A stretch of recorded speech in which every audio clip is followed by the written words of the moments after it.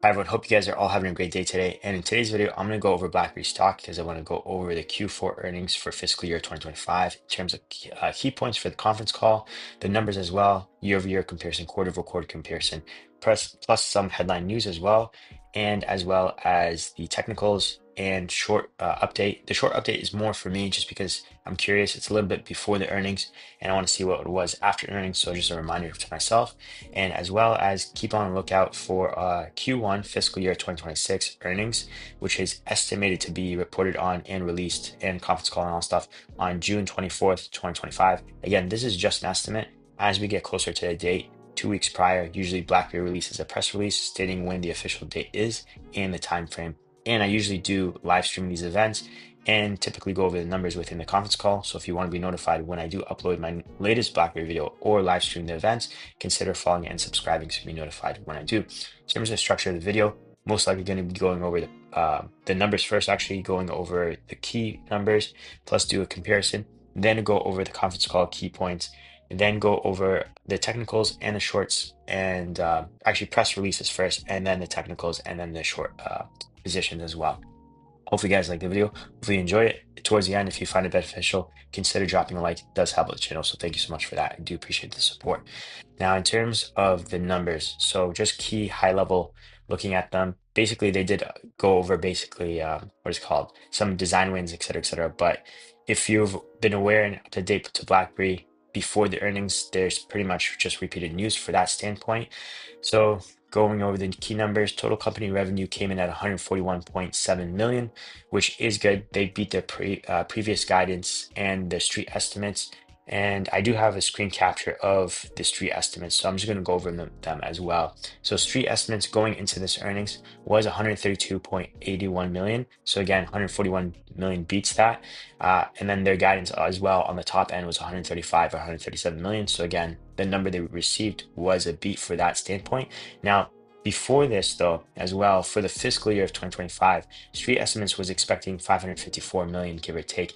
Now, I'm not 100% sure if this included the sale of Silence, or not the sale of Silence, but the fact that Silence is no longer in the mix of the cybersecurity division, which is now called secured communications. The reason why this is important because for fiscal year 2026, they were expecting the guidance to be at 548 million, which you'll see soon. BlackBerry's forecast has fell short from that guidance.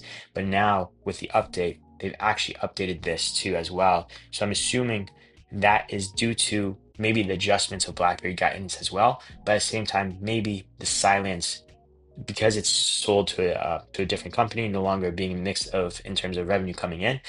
I wonder if that adjustment's also readjusted after the fact and so on and so forth, because now their fiscal year guidance is 514 million versus the 548 million now, right?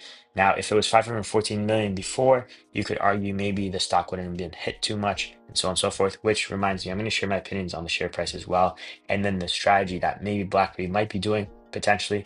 And then one thing to note is I do own shares in the company, so bear that in mind while you're watching this video. And I'm not a professional, so please do your own due diligence and research before buying and selling.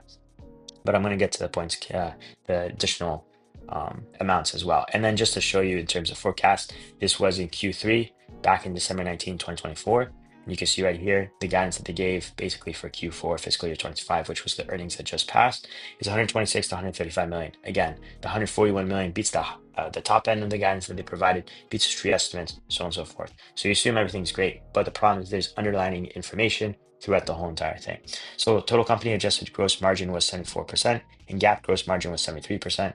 Total company adjusted EBITDA exceeded previously provided guidance at 21.1 million.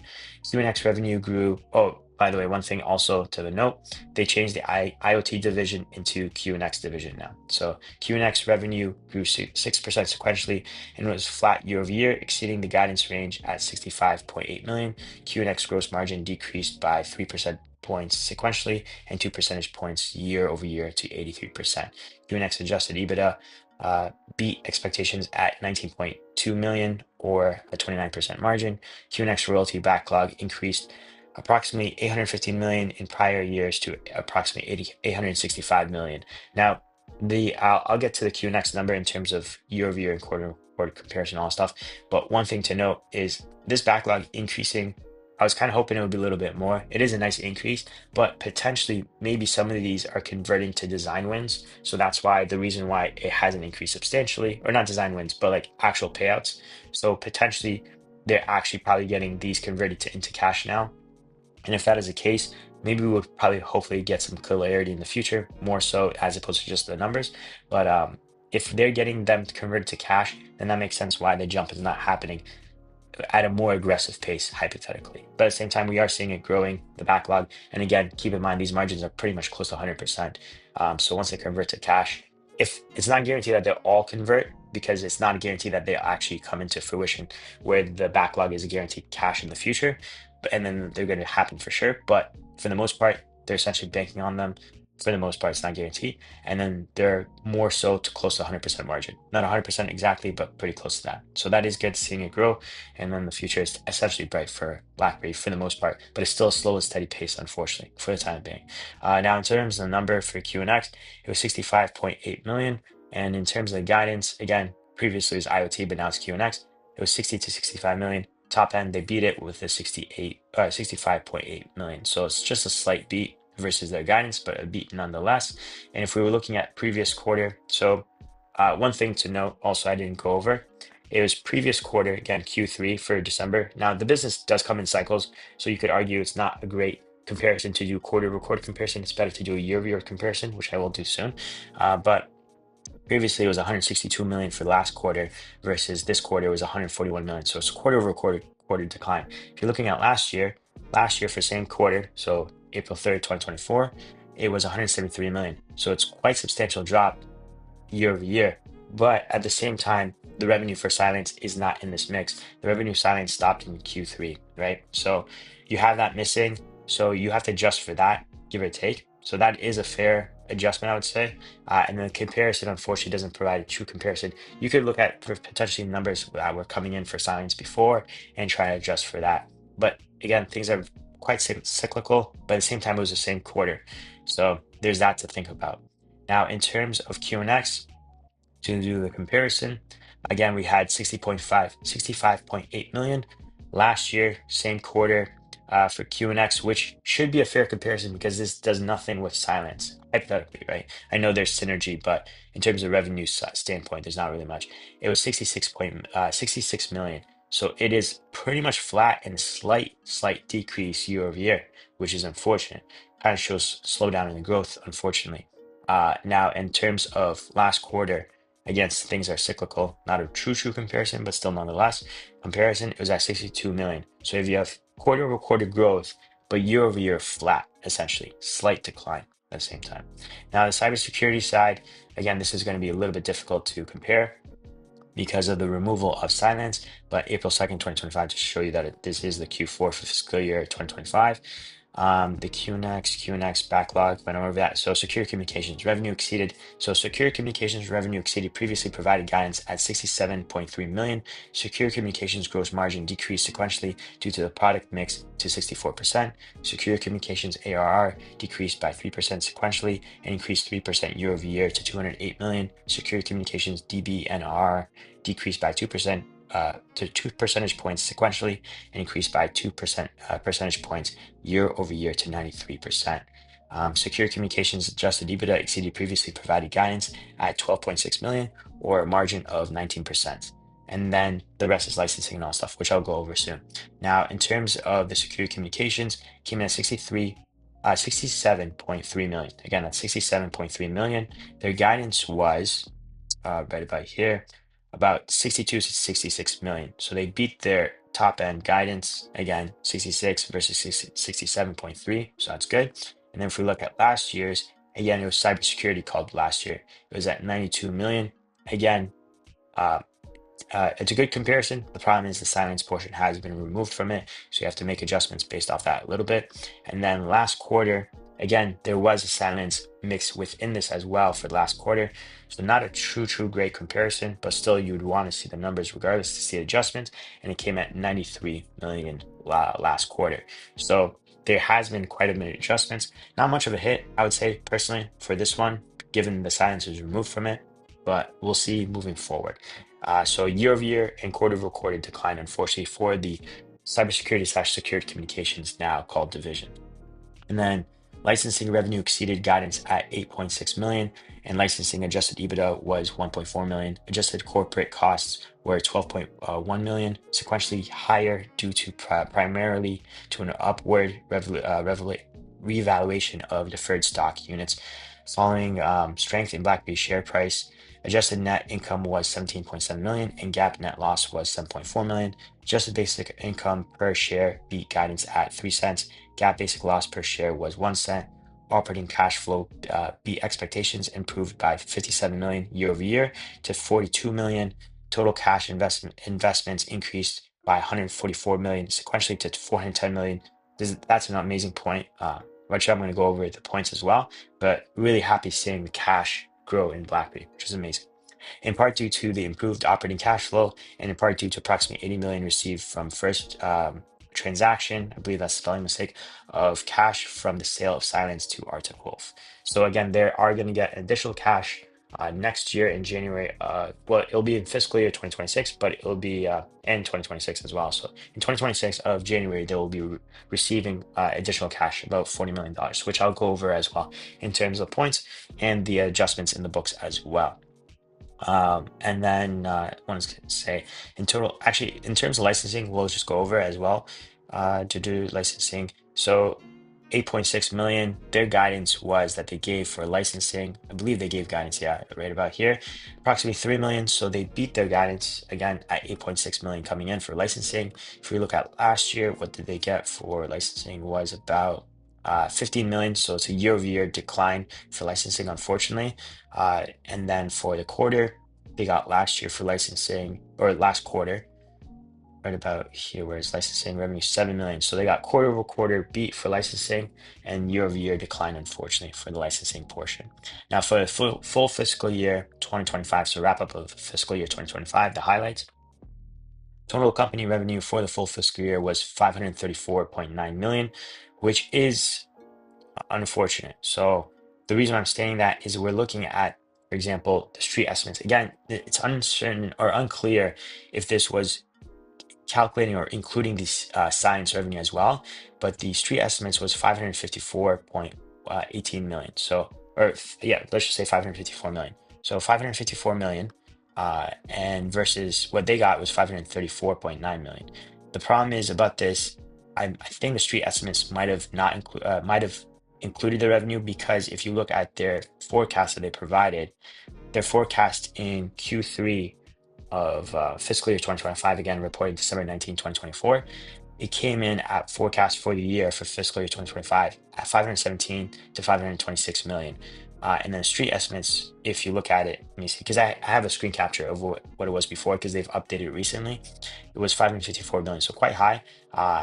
They were obviously expecting some surprises potentially if this is the true number, but this would be substantially higher in terms of surprises potentially. Now they are adjusted. The reason I'm saying adjusted is because before the earnings, the fiscal year guidance that the street estimates was expecting was 548 million, and after earnings is 514 million now. So adjusted substantially, quite substantially for the most part. But keep those numbers in mind. If we're looking at the pre-numbers in general, either way, regardless, then the street estimates was not beat in terms of the full total fiscal year 2025 recap of highlights. And then if we're looking at last year's full fiscal year amount, again, they had the sale of Silence, or sale of the patent sales as well. So you have to adjust for that as well. And I believe it was 625 million. Let me see, one sec. Full fiscal year, right here. Okay, so total company full fiscal year of 2024. So doing a year over year or full year comparison. Again, mind you, they got 534, let's just say 535 million for fiscal year 2025. And then for fiscal year 2024, they had 835 million. Now remember, they had the patent sale, which was about 218 million that came in. So subtract that, you're looking at basically 635 million, if I'm not mistaken. So 635 million, give or take, if I'm not mistaken, 635 versus 535, you have a decline year over year, which is unfortunate. So from that, in terms of full company revenue coming in for the full year, fiscal year. And then we have total company adjusted EBITDA or total company adjusted gross margin and GAAP gross margin were 74%. Total company adjusted EBITDA for full fiscal year exceeded previously provided guidance at 84.2 million. QNX revenue for the full fiscal year grew 10% year over year and hit the top end of previously provided guidance at 236 million. QNX gross margin was 84%, and QNX adjusted EBITDA increased by 76% year over year to 59.1 million, or a 25% margin. Secure communications revenue for the full fiscal year exceeded previously provided guidance at 272.6 million. Secure communications gross margin was 66%, and secure communications EBITDA was 52.3 million, or a 19% margin. Licensing revenue was 26.3 million, and licensing adjusted EBITDA was 15.8 million. And then we have adjusted corporate costs were 43 million for the full fiscal year. Adjusted net income for the full fiscal year was 12.5 million, and GAAP net loss was 79 million. Adjusted basic earnings per share for the full fiscal year was 2 cents, and GAAP basic loss per share was 13 cents. Now, looking at these numbers, and then they had highlights, again, a repeat of all the stuff. It's amazing stuff at the same time, like collaborations, additional collaborations with AMD, Intel, so on and so forth, Microsoft. It's great stuff. But the thing is, though, looking at the numbers purely, you'd assume that it's essentially it's okay, but not great. But then if you look at the profits side, which I'm going to go over soon, it's actually not bad overall. The underlining, in my opinion, is actually not too bad. And then moving forward, the biggest heavy hitter, in my opinion, is the guidance that they provided. That is the biggest heavy hitter in terms of the decline. But I'm going to go over this stuff. First, I want to go over the revenue, profit, losses kind of stuff. And then I'm going to go over the guidance that they provided and then show why, essentially why the stock got hit for the most part. Actually, I'll just readjust this a little bit more. And then, so if we're looking at for the Q4 profits and losses, they reported $6.4 million of losses versus if you look at last year's losses, they reported, I think it was somewhere between the ballpark of 40 to 50 million, which is quite substantial. So even though they made more money last year in terms of revenue for the same quarter, yeah, $52 million of losses. So again, for Q4 fiscal year 2024 versus Q4 fiscal year 2025, the fiscal year 2024 had more revenue, but had quite substantial losses, $52 million losses. But then for Q4, it's slightly less, arguably so. And then, but the losses is substantially less, 6.4 million versus the 52 or 53, 52 million. So arguably so, you could argue that technically the quarter was not that bad. It beat basically the street estimates and their guidance on the top end. And then at the same time, the losses is way less versus last year's losses. So there is progress being made. The only problem is if we look at what it's going to say, and then if you want to, if you're curious about last quarter, you could just look at last quarter. But again, this business is cyclical, so I don't necessarily think you could look at that 100%. But at the same time, you could argue the business is not necessarily running too efficiently quarter over quarter potentially, but at the same time, there's a couple of hits that they've mentioned a couple of times, like for example, one-off payment contracts that they have to pay off, and then we're seeing that for this fiscal year moving forward for fiscal year 2026 as well. There's a couple of hits coming in as well, so it's a little bit of adjustments being made. But either way, for Q3, they were profitable about $19 million. So you had last quarter was profitable. This quarter was a hit on the profit side, and it's a little bit of losses coming in at 6.4 million losses, right? So there's that. So there's still adjustments being made for BlackBerry for terms of growth coming up on the upside for future, yeah, within the quarters and year. But at the same time, we're seeing cash being built up and positive light still nonetheless, but it's a little bit slow at for the time being, if arguably so, right? Now, in terms of the biggest thing, in my opinion, what they got hit for was due to guidance. Now, you could argue, though, they have to stay conservative because of the uncertainty of hypothetically market. Again, this is April 2nd, 2025. So we're looking at Q4 and then the guidance that they provided in terms of Q4 for fiscal year 2025 within the report of fiscal year 2025. BlackBerry is providing the following guidance for the first fiscal quarter and full fiscal year of 2026, ending February 28, 2026. Again, this is just guidance. It's not necessarily set in stone 100%. And they're expecting for Q1 fiscal year 2026, total company revenue for BlackBerry to come in at 107 to 150 million. Substantially low, in my opinion, because you would hope to see growth nonetheless. But the problem is, At the same time, you do have the silence revenue removed from this, but still, I believe, if I'm not mistaken, still low. So last year, actually, you could argue it's actually not too bad technically because the silence is removed from it. But either way, last year, their guidance that they provided for fiscal year 2025 for Q1 was 130 to 138 million with for the Q1, right? Now they did end up beating their guidance, and here's the Q1, so June 26, 2024 for fiscal first quarter fiscal year 2025, and they actually came in at 144 million. So in my opinion, even though they provided 107 to 150 million, I'm expecting a beat regardless. And in essence, keep in mind these numbers are pretty conservative because due to the tariffs and auto headwinds coming in with the whole entire mix, and so on and so forth. The only problem is, unfortunately, you have to take these numbers in a way almost face value for the time being because you can't necessarily just bake in a beat 100% all the time. You'll have to take it in as this is what the numbers they're expecting to get, and this is what they'll get, and assess the company based off of these numbers hypothetically, right? Now, the thing is though, this is quite low. And again, with the silence removal, tariffs, auto sector. And then the problem is the full fiscal year is low as well at the same time. So I'm going to look at that too.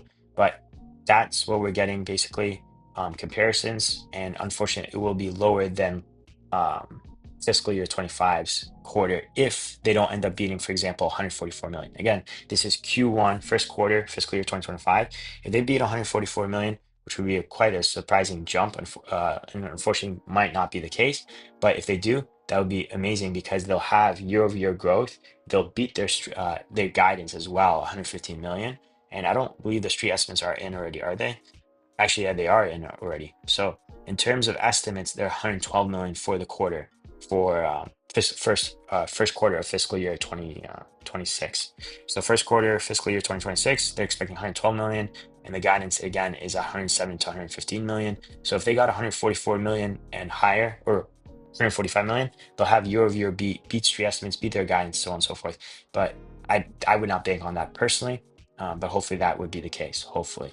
But I will provide a video in the future in terms of what you could expect for Q1 and all that stuff, et cetera, and do a comparison on all that stuff. And the video should be coming out probably, let's say, in a month from now. So be on the lookout for that if you're interested in that video. Now, for the full fiscal year of 2026, they projected to have 504 to 534 million. It is quite low again, in my opinion, just because, but again, keep in mind, as silence revenue removed from it because they sold silence, plus the uncertainty of tariffs and auto sector baked into it. But keep in mind, the guidance that they provided last year for fiscal year 2025 was 586 to 616 million, but they actually ended up getting lower than that. So the guidance for the full fiscal year is actually even more scarier if you think about it because of the uncertainty of everything. They got 534.9 million. So even though they projected 586 to 616 million, and you could argue, yeah, the science is removed from it, but still a big chunk nonetheless. So 534.9 million, what they got, and then their guidance is still lower than I believe it was a little bit. Yeah, so we're essentially flat, but lower, 504 to 534. So they're essentially expecting a flat slash slight decrease. That's the biggest heavy hitter in my opinion. So even though like the guidance for the Q1 is on the low side, but essentially you could argue not that crazy on the low side, the guidance for the full fiscal year is the biggest impact in my opinion. This is the biggest heavy hitter. Why the stock went down essentially for the most part is because the company's not really projecting that much growth, if any at all. And even though you could expect that they usually beat on their expectations anyway, regardless, but we saw is a little bit of a mix though because they sold silence. You could argue that that revenue portion, but usually that revenue portion is not that substantial within just one quarter difference. But they ended up under hitting what their guidance was at the 586 to 616 million before that they provided during the Q4 fiscal year of 2024 report. Again, this was reported on April 3rd, 2024. So that is the biggest reason, in my opinion, why the stock could have gotten hit and why I think it got hit overall. But again, I'm not a professional, so please do your own due diligence and research before buying and selling. Now, for QNX revenue, again, previously it was called IoT in terms of the division. Now it's called QNX. They're expecting 51 to 55 million. Now, this one shouldn't be getting a hit crazy, and it should actually be growing, which we do see it growing in terms of guidance that they provided last year. They provided guidance of 48 to 52 million, and what they actually ended up getting was in terms of IoT, 53 million. So 53 million versus there. So they beat their top end guidance. And then this time around, they're expecting 51 to 55 million. So pretty decent ballpark, not too bad. 50 to 54 million for secure communications. Again, this is going to be a little bit iffy because of the different type of division structure versus silence being removed from it. And we're looking at 78 to 82 million previously. And then they actually got, what was it called? Cybersecurity. They got 85 million. Now, the main focus is the full fiscal year. So I'm going to stop on the Q1 side. Main comparisons to look for as to why it got hit was, again, the full fiscal year. And QNX revenue coming at 250 to 270 million. And last year they projected 220 to 235 million. So we do see growth on that end. So QNX is not. So you could see the justification for this low number, and you could see the conservative side from it, because the QNX side, they're projecting growth. Again, 250 to 270, and they projected last year 220 to 235. And when they actually ended up getting was, give or take, I believe they gave a full estimate compounding. If they didn't, it's unfortunate. To do a QNX, 236 million. So 236 million. They beat their top end guidance. Previously, they obviously adjust these, but last year for the same Q4, they projected on the high end 235. And then they're expecting, what was it again?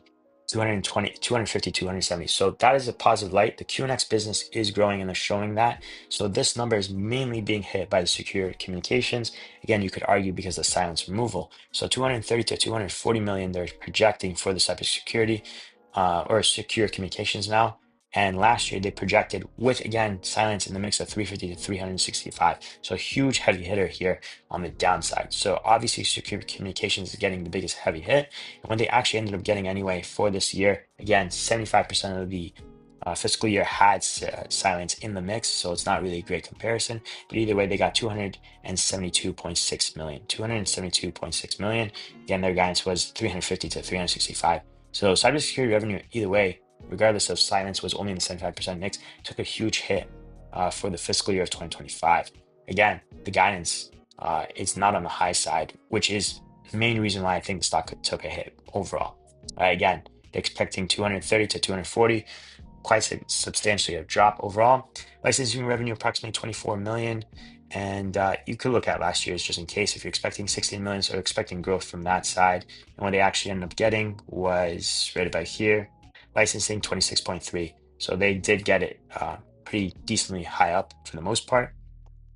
And then the rest of the outlook that they provided was right about here. So QNX segment adjusted EBITDA is about 55 to 60 million. Secure communications segment adjusted EBITDA 34 to 44 million. Licensing segment adjusted EBITDA approximately 20 million. Adjusted corporate costs approximately 40 million. Total company adjusted EBITDA 69 to 84 million. And then non-GAAP basic earnings per share 8 cents to 10 cents. Operating cash flow usage approximately 35 million. Now, one thing to take as a positive light though is they're expecting to be positive 35 million, right? And let me see, last year, did they even project the same thing for fiscal year? Yeah, they didn't. Yeah, not positive. So they didn't have, obviously, not positive for the fiscal year they were expecting. And let me see, just to make sure the numbers exactly full fiscal year to adjusted, et cetera, losses. Okay, so yeah, so that's the thing. So this year around, they're expecting to be cash flow positive versus last year for the full fiscal year, actually a decent amount. So 35 million. That is a positive light. And in terms of the full cash balance, they're about to be hitting about more than 410 million. So currently right now sitting at 410 million. I'm going to go over the points, but they said essentially add 75 million to the mix, hitting about $485 million in cash by the end of fiscal year 2026. So there is positive light in essence. The problem is in terms of guidance they provided, it's still quite substantially low. That's the only problem. But if you look at the underlining, it's not too bad. But it's a waiting game, unfortunately, at the end of the day. That's the biggest heavy hitter for this whole entire thing of like basically making aware of what to look for BlackBerry stock. That's the problem. Now, I'm going to go over the key points.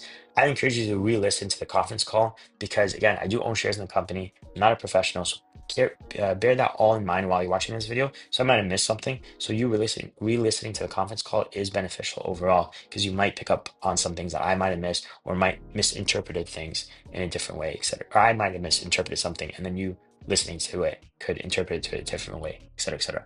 So the key points, QNX backlog growing and with better profit and loss ratios was 850 million before and is now 865 million. Sounded like they added more to their sales team, which is beneficial. Now they've done this in the past, but this is a different management team, and hopefully we see basically more stuff coming in terms of sales side, and the sales team is doing a phenomenal job, hopefully moving forward. But it seems like they've added more to the sales team. IoT division is now called QNX division. Licensing is a little down to one-time contract dispute. In January 2026, cash for Silence Arctic sale, the 41 million cash coming in the books is going to be recorded as 38 million due to time value of money for the final cash payment of, again, the Silence to the Arctic Wolf. And then 410 million in cash now. For fiscal year 2026, cash flow for the year would have been somewhat higher, but there are one-time things to pay off for this year. And also the second half of this fiscal year will be more cash flow heavy, which is a good point, hopefully, because if that is the case, that means they're taking care of everything in the beginning of the year. And then if it's cash flow heavy on the end of the full fiscal year of 2026, you could expect that full fiscal year 2027 could be pretty high or heavy cash flow heavy overall. In essence, the whole fiscal year of 2027. Hopefully it's not like the same as fiscal year 2026, where the beginning half is not cash flow heavy and then the second half is. We're hoping that full fiscal year 2027 guidance will come in pretty high and then slash cash flow heavy throughout the whole entire year. Hopefully, that's just expectations. Again, not a professional, and then I do own shares in the company, so be aware of that while you're watching this video. I expect basically 75 million cash after this fiscal year to be added to the 410 million cash balance, since 35 million after. Sorry, it shouldn't be after. It should be within this fiscal year, because, or when they report the whole entire thing anyway. So expect 75 million to be added to the 410 million cash balance, since 35 million after from this year and 40 million from the Silence sale, so a total around 485 million in cash. Technically, actually, that statement is true. It would be after the fiscal year, because the whole wrap up of the fiscal year, expecting 35 million cash coming in. So it will be after this fiscal year. So expect by next year, when they're reporting Q4 earnings, they should be reporting about $485 million in cash, which is important to note because the company, in terms of market cap right now, so the stock closed at $3.16. And the market cap for this company is sitting at 1.88 billion. And keep in mind, they have, give or take right now, give or take about $410 million in cash, right? So there's that. They do have what is called the notes that they sold to as well. Keep that in mind as well. Roughly about 200 million, give or take. But just in essence, they're doing well. And the share price, in my opinion, is low, but I'm going to revisit that soon. But either way, in terms of key points, I'm going to just switch over to this. And then, by the way, here's the dates of the future quarters that are potentially coming in terms of estimates: Q2, Q3, Q4, in case you're interested. They talked about their efforts of improvements made and cost cutting. BlackBerry is now a profitable company. Asked about how have they were asked about how the auto customers talked about concerns, slowdown developments due to tariffs, and BlackBerry stated that their finger is on the pulse and that their top auto companies have not mentioned concerns and have not seen supply chain constraints. And more than 50% of BlackBerry business is outside of the US, so not a full impact on BlackBerry. 25% of secure communications comes from US government, but no issues so far. Some uncertainties, but like they've seen some uncertainties, but this is in regards to security levels, so it's not like they can just cut this type of stuff off easily. So they don't really see much of a concern on this side. Again, makes sense because BlackBerry has such high security clearance in terms of their products, and like it meets those security level clearance demands. And to cut them off, it's not that quite easy because it's in terms of national defense and all that stuff, et cetera, et cetera. So that's good, reassuring. And then automakers have not yet raised a flag due to tariffs because they were asked a bunch of times about the tariffs concern. And then it was mentioned it's difficult to model the tariffs effect since the questions at first was basically all around that. Bullish on vehicle operating system, and companies are asking for more BlackBerry, and BlackBerry says like for more BlackBerry products and asking, can you guys do this? Can you guys do that? So that is promising and reassuring. BlackBerry says it's robust and they want what BlackBerry provides, and there are interesting opportunities, and this also stretches to other adjacent spaces like medical, etc. And then basically, side note, personally, the call to me seemed not too bad actually. It seemed like outside of tariffs and auto facts from the tariffs, that BlackBerry has a pretty good growing future. But at the same time, keep in mind, I do own shares in the company. Reason why I say you should listen to the conference call overall as well, inform your own opinions, etc., etc. So that's the standpoint of that. Overall, it's, in my opinion, I think it's not too bad. It would have been beneficial to see a better guidance because this is quite low if you think about it. But at the same time, keep in mind there in terms of profits, there are and losses. The losses are becoming less and less, which is amazing, and the profits are coming in more and more. And then these are more conservative numbers that they're giving, and especially with the mix of tariffs and auto concerns and headwinds, this is not too bad. They usually beat on expectations. The only thing is that's worrisome is last year's guidance provided for the full fiscal year, unfortunately, came in lower than they provided guidance during that time frame. Now they do adjust it throughout the quarters, so technically you should be looking at the other ones and seeing if they adjusted it. But unfortunately, we're looking at year-over-year comparison, so the full year comparison in terms of the guidance they provided the same time frame. So that does provide a little bit of worrisome time, like comparison kind of thing. But at the same time, the street estimates has adjusted as well. So 514 million expected for the full fiscal year versus what BlackBerry provided of 504 to 534 million.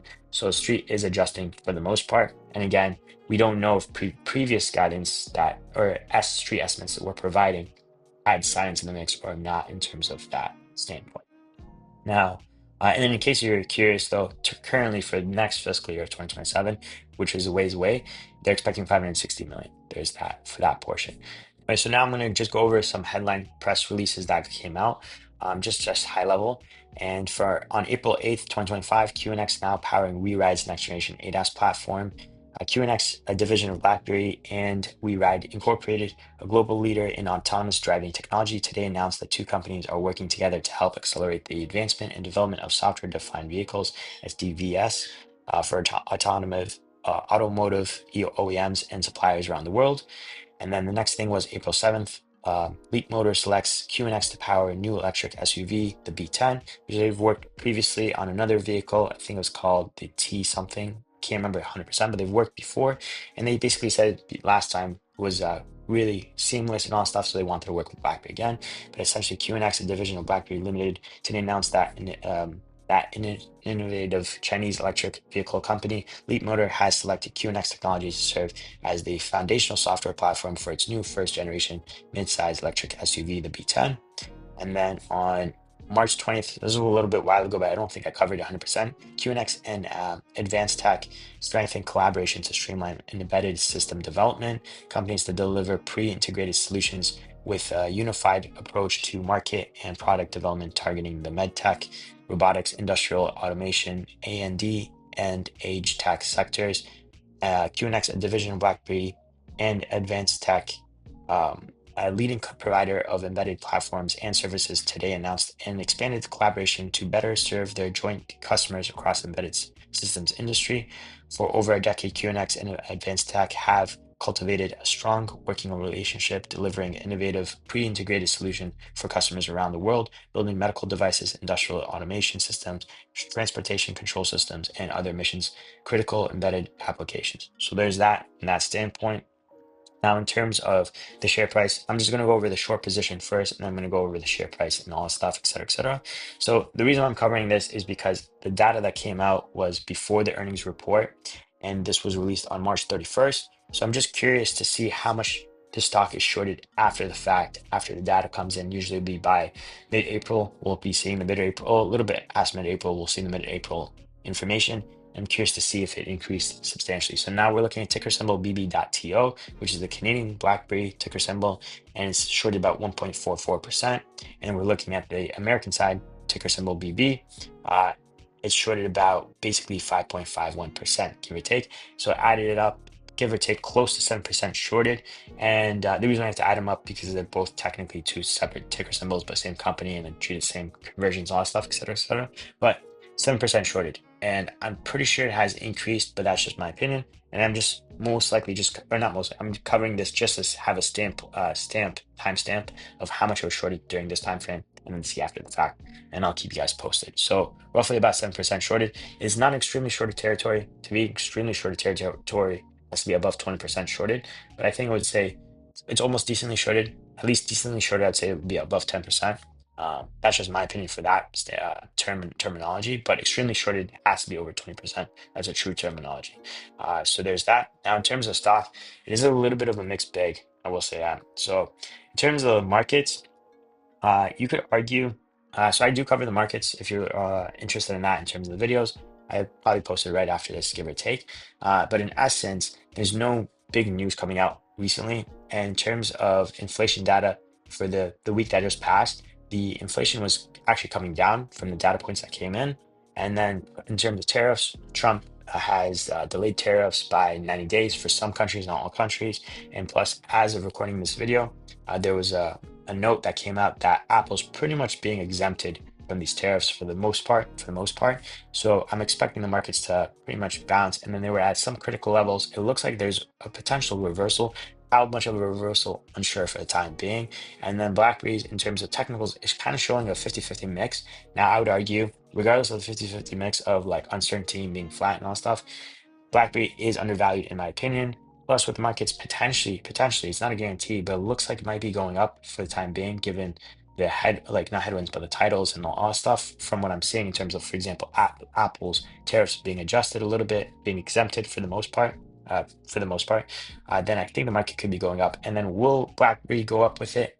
Not necessarily so. The strength to the upside is not necessarily the strongest in a way, I would say, but like it shows potential. So if we're looking at the 1 year chart right about here, mind you, the stock closed at $3.16.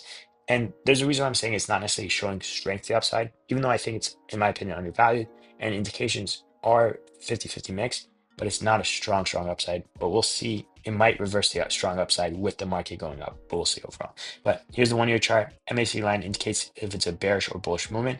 Right now, it is in bearish movement, but it looks like it's going to cross over to a bullish movement. We're at the 200-day moving average of the 1 year chart, pretty much hovering there, and technically upside could be coming. Now we will see headwinds at, so surprisingly, it's weird. It's like pretty close to $3.50, $4, $4.50, and $5 and $5.50. So as the 50-cent increments are going to cause us issues potentially, which basically hits at the moving average. Now it's not clean numbers though. Like for example, this one is, I think it was like 398. Yeah, when I looked at it, those like it's showing actually 392. So 392.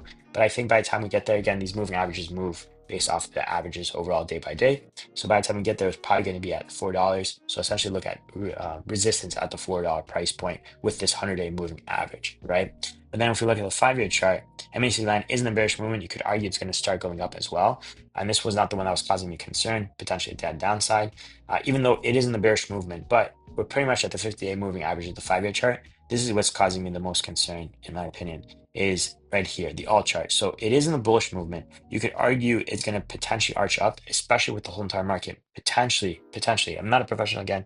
Please do your own due diligence and research before buying and selling, but this could be arching up. We've seen multiple times before. Let me see if I can see example.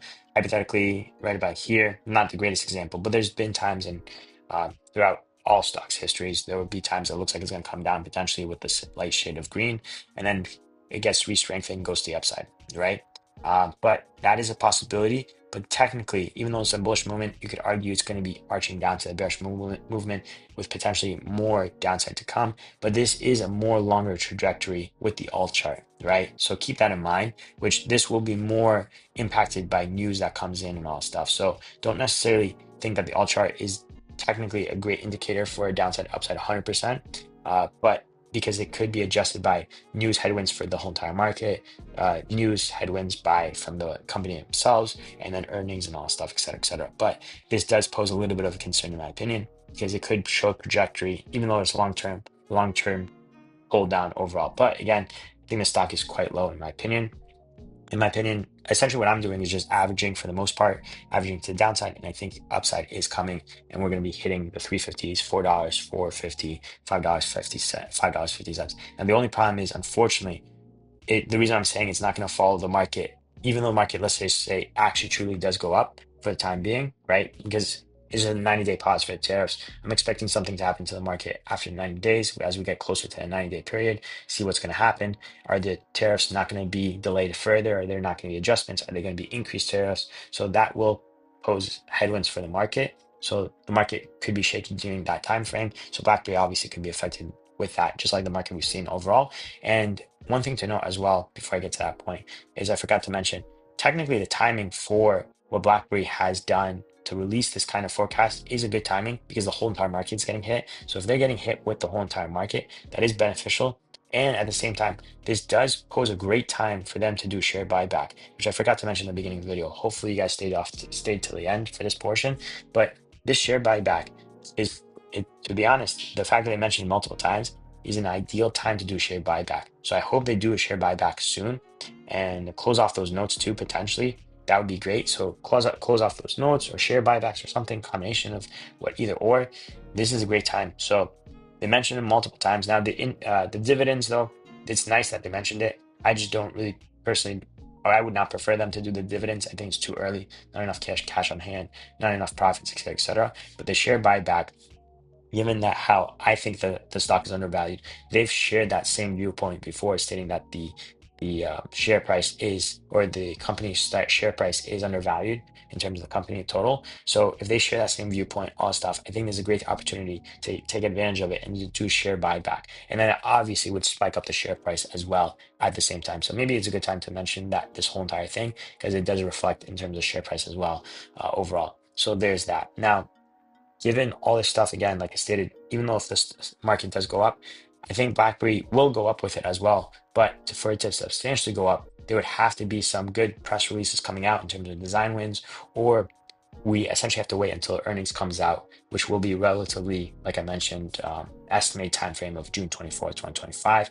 But before that, I'm expecting, if they actually do truly believe that the share price is undervalued in terms of the company, and they want to do share buyback, then I assuming they'll mention share buyback before Q1 earnings for fiscal year 2026, because by then the share price will be climbing in essence. So they would, in my opinion, want to take advantage as much as possible on a lower share price before the share price does rise. Especially with the markets, if they do rise, I'm expecting some slight natural rising, because again, I think the market overreacted for BlackBerry stock, and this drop was quite substantial for what they released, because I don't think the numbers were that bad. And from what they stated in terms of conference call, everything seems pretty good. We're seeing progress nonetheless. Again, progress overall in terms of profit and losses, and then cash on hand, et cetera, et cetera. So I think, in my opinion, the market just overreacted overall. So that's basically it. So basically, you're expecting in terms of the technical side, I looked at a high level overall, not highlight more in details outside of this video, and it's pretty much a 50-50 mix, unfortunately, for the time being. But then expect headwinds at $3.50, $4, $4.50, $5.50, $5.50. Not exactly around those ballparks, but in essence, by the time we get to there, it's basically going to be that, unfortunately. And I'm expecting the stock to rise up again, because the market, in my opinion, overreacted on the earnings release. And then I'm expecting, to be honest, it was probably shorted more too during after the earnings as well, because it was a perfect time to short it. Because if with the uncertain the market overall coming down, plus the Q4 numbers weren't essentially that, or the forecast that they provided wasn't so great. So given that it wasn't so great, it was easy to hit overall. Plus, it takes not much volume to bring down BlackBerry stock overall. So it's pretty easy to short for the most part. And bring it down if you have enough capital, obviously. So there's that. But again, I do own shares in companies, so be aware of that while you watch this video. And I'm not a professional, so be aware of that as well. And please do own due diligence and research before buying and selling. If you made it this far, consider following, subscribing, helps out the channel. So thank you so much for that. I do appreciate it. And that's basically it for today's video. Hopefully I didn't miss anything. Thanks again for watching. Take care. God bless and peace.